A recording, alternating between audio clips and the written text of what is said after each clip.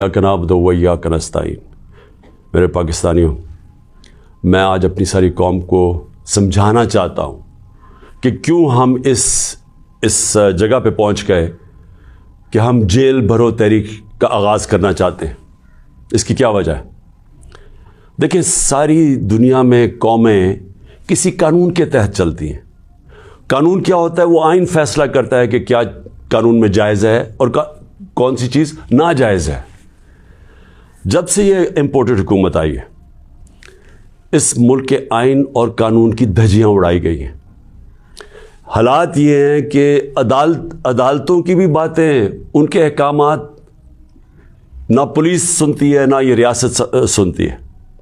मैं आपको मिसाल देता हूँ कि अभी हाल ही में जब ये इम्पोर्टेड हुकूमत भाग रही थी इस्लामाबाद के लोकल गवर्नमेंट इलेक्शन से, तो अदालत ने कहा कि फौरी तौर पे डेट दो, बल्कि उन्होंने तो कहा कि 48 घंटे में करवाओ। अभी तक कोई महीना होने लगा है तकरीबन, अभी तक इलेक्शंस नहीं हुए। उसके अलावा जिस तरह फंडामेंटल राइट्स, जो बुनियादी हकूक़, जो हमारा आइन हमें हमारे बुनियादी हकूक़ की हिफाजत करता है, हालात ये हैं कि लोगों को उठाया जाता है। कितने लोगों को, सोशल मीडिया के लोगों को उठाया गया, उनको तशद्दुद किया गया उनके ऊपर, सिर्फ इसलिए कि उनकी कोई ट्वीट थी, उसके ऊपर उठाया गया, तशद्दुद किया गया। अभी तक कई ऐसे लोग हैं जिन्होंने जिस तरह का तशद्दुद किया गया, अभी तक उनका ज़हनी तवाज़ुन ठीक नहीं हुआ। आज़म स्वाति, कौन सा आइन, कौन सा कानून इजाज़त देता है कि एक ट्वीट के ऊपर नंगा करके उसके ऊपर तशद्दुद किया जाए, और फिर जब वो फिर से उसको जेल में डाला जाता है और फिर उसको कोई 30 उसके ऊपर FIR कोई बलूचिस्तान सिंध में की जाती है। शेख रशीद, आइन उसको अदालत उसको ज़मानत देती है, उसके बावजूद उसको उठा के ले जाते हैं और उसके ऊपर केसेस सिंध और बलूचिस्तान में कर देते हैं।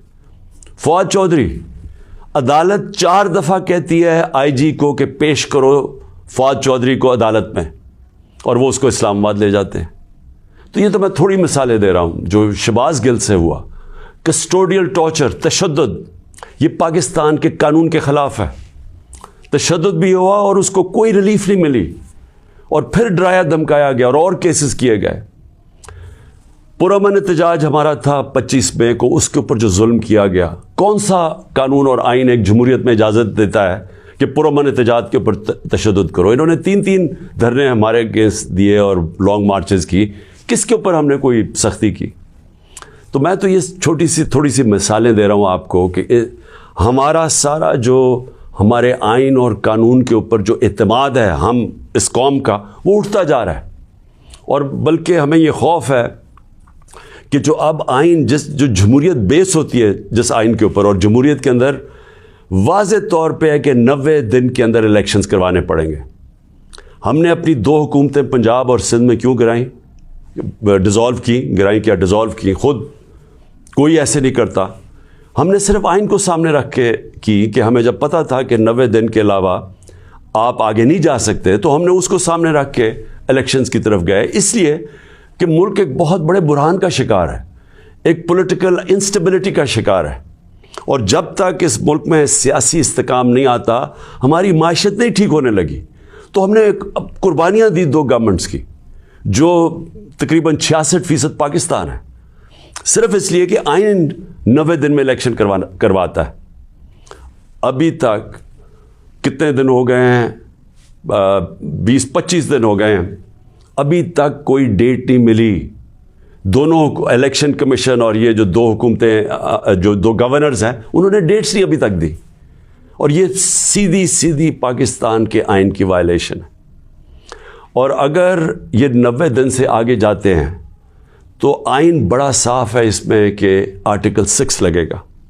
ये सारी कौम अब देख रही है पाकिस्तान की अदालतों की तरफ, और मैं ये वाज़े करना चाहता हूँ, ये वो पाकिस्तान में वक्त आ गया जो जस्टिस मुनीर मोमेंट हम कहते हैं, कि एक दफ़ा डॉक्ट्रिन ऑफ नेसेसिटी के तहत हमारी जो इस कौम का डाउन स्लाइड शुरू हुआ है, जो निचला सफ़र शुरू हुआ है, वो जो फ़ैसला था कि डॉक्ट्रिन ऑफ नेसेसिटी के तहत आइन को पीछे हटा के हमने ताकत के साथ हमारी अदालतें गई।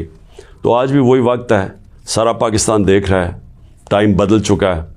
اگر یہ ہم نے دیکھا کہ اس سے آگے جاتے ہیں تو ہم نے یہ پلان کیا ہوا ہے کہ ہم نے اپنے آئین، اپنے ملک کے قانون کے رول آف لاء کے لیے، انصاف کے لیے ہم نے یہ جیل بھرو تحریک کا فیصلہ کیا، کیونکہ ہمیں کوئی نظر نہیں آ رہا کہ یہ جو وہ لوگ جن کی اوپر کرپشن کے کیسز، انٹرنیشنل انکشاف ہوتا ہے پینما کا، جس میں پتہ چلتا ہے کہ مریم نواز 4 مہنگے ترین لنڈن کی اپارٹمنٹس، جو کہ لنڈن کے سب سے مہنگے علاقے میں، اس پینما کے انکشاف میں پتہ چلتا ہے کہ اصل مالکہ ان کی مریم نواز تھی. اس کے بعد سارا ٹرائل ہوتا ہے، سزا ہوتی ہے. تو ان کے اوپر تو کوئی ایسا تشدد نہیں ہوا. ان کو تو جیل میں رائلٹیز کی طرح رکھا گیا. ان کی طرح دیکھیں جیل میں کیسے جا رہے تھے. تو یہاں ٹویٹس کے اوپر تشدد کیا گیا. تو اس لیے 2 راستے ہمارے سامنے. ایک راستہ یہ ہے کہ ہم توڑ پھوڑ کریں، انتشار پھیلے گا ملک میں، سڑکیں بند کریں، پتھراؤ کریں، پہیہ جام سٹرائک کریں. تو ملک کے تو آگے حالات وہ ہیں. پاکستان کی تاریخ میں معیشت ادھر تک نیچے نہیں پہنچی جو انہوں نے پہنچائی ہے، اور یہ ہم سب کو پتہ تھا ہونا ہی ہے. اور ہم نے جو اس وقت ان کے ہینڈلرز تھے ان کو واضح کر کے بتایا کہ اگر آپ نے سازش کر کے حکومت گرائی گئی، ان سے نہیں سنبھالی جائے گی، اور نہیں سنبھالی گئی. تو آج کبھی بھی اتنا بڑا اکنامک کرائسس نہیں آیا جو آج پاکستان میں ہے. کبھی عام لوگوں کی زندگی میں اس طرح کی مہنگائی نہیں آئی جو آج آئی ہے. جو بے روزگاری بڑھتی جا رہی ہے، ایک طرف مہنگائی بڑھ رہی ہے، بے روزگاری، تو ملک کے معاشی حالات تو بہت برے ہیں. تو ہم اس لیے اس کو سامنے رکھ کے اور 26 سال کی سٹرگل میں کبھی بھی ہم نے انتشار کی پالیٹکس نہیں کی. لہٰذا یہ پرامن طریقے کا احتجاج ہے جیل بھرو تحریک. میں آج اپنے سارے کارکنوں کو، بلکہ میں تو پاکستانی عوام کو بھی یہ کہتا ہوں کہ یہ اس وقت آپ پالیٹکس نہیں کر رہے ہیں، آپ اپنے ملک کے لیے جہاد لڑ رہے ہیں، حقیقی آزادی کی جنگ لڑ رہے ہیں. میں آج آپ سب کو کہوں گا کہ میرے اپنے کارکنوں کو کہ جو ہمارے ضلعی صدر ہیں، ڈسٹرکٹ پریزیڈنٹس جو ہیں، ان کے اوپر رجسٹریشن شروع کریں کہ جنہوں نے ہم پہلے ہر پاکستان کے شہر میں ہم جیل بھرو تحریک شروع کریں گے. تو پہلے میں چاہتا ہوں کہ والنٹیئرز اپنی رجسٹریشن کریں، اور اس کے بعد میں پھر آپ کو ڈیٹ دوں گا کس دن ہم نے جیل بھرو تحریک کا آغاز کرنا ہے، اور اس کی چند دنوں کے اندر ہوگی. اور اس لیے میں چاہتا ہوں کہ جلدی جلدی آپ اپنی آپ جو رضاکار ہیں وہ سامنے آئیں. اور انشاءاللہ میں یہ سمجھتا ہوں کہ یہ جو ہماری تحریک ہے، اس سے ہم وہ چیز حاصل کرنا چاہتے ہیں جو پاکستان کو ایک حقیقی آزادی بھی دے گا، اور حقیقی آزادی کا مطلب حقیقی جمہوریت وہ بھی دے گا. اور وہ انشاءاللہ وہی ایک پاکستان کو ایک وہ جمہوریت جدھر رول آف لاء ہے، جدھر